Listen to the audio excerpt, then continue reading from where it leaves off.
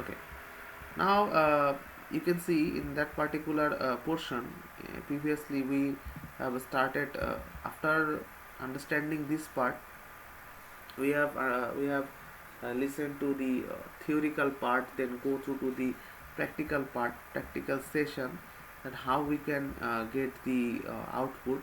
Okay, and measurement of the oscillator output power versus supply voltage.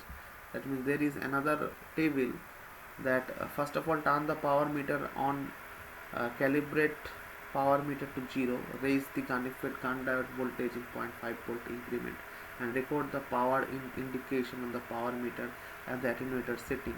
Convert the obtained power reading in milliwatts to decibel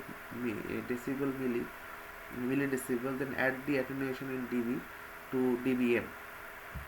So there is some log to find out the power in the logarithmic section, that we can get this after just increasing at 4 volt to 4.5 to 10 volt.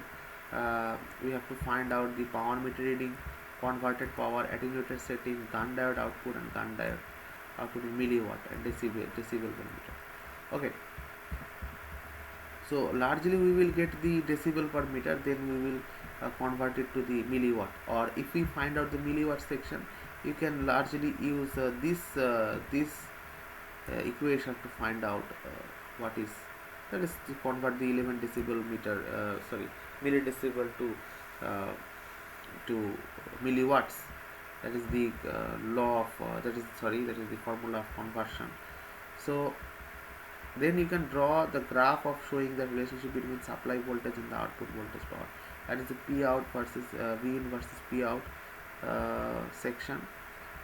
So there are a lot of measurement and measuring techniques that how to find out that. So after supply voltage in the measured frequency, what is the measured frequency?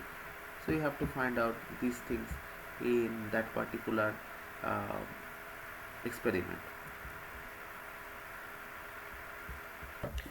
Now there is a um, simulation code that I have run from the MATLAB environment. As you can see, there is MATLAB code. There are 4 codes to identify the effect of Gunn diode. So there you can see there are that is the run me code, and this code will show you that how the Gunn diode effect will appear, and how the Gunn diode really works. And there is a derivative part, there is a function derivative function, there is a solve RCD part. That means that is the part where you solve the different RCDs, that is the N, J, A, dx dt, that means the differential parts and patterns. And there is the voltage part, that how the voltage changes due to Gunn diode and Gunn effect. Now let us start with this part, and just see the effect of Gunn diode. So there are effects starting to follow. As you can see, in the bigger screen, but I have to just show you that how that begins. Okay. Let's run it in a full-fledged simulation.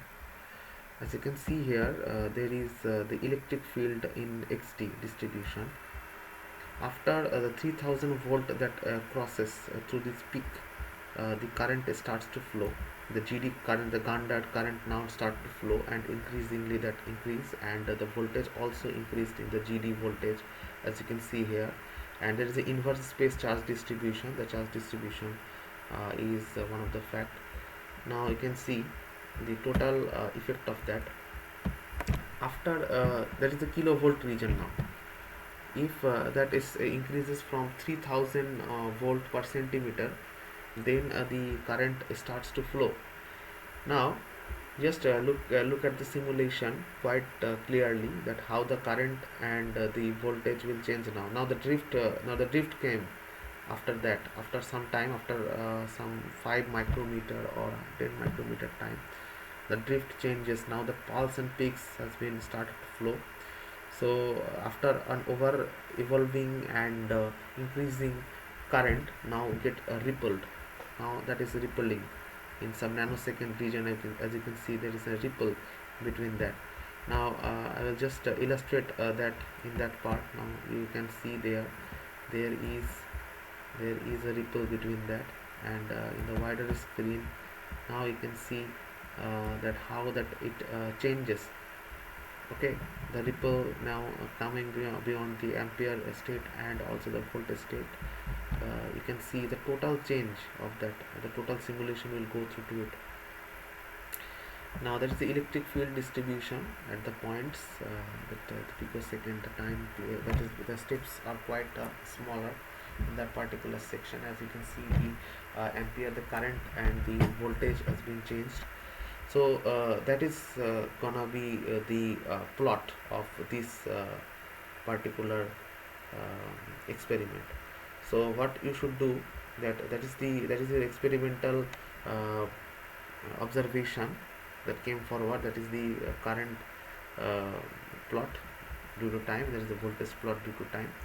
As you can see, there are the constant rippling in the current section, and there is a peak rippling in the voltage section, as you can see here.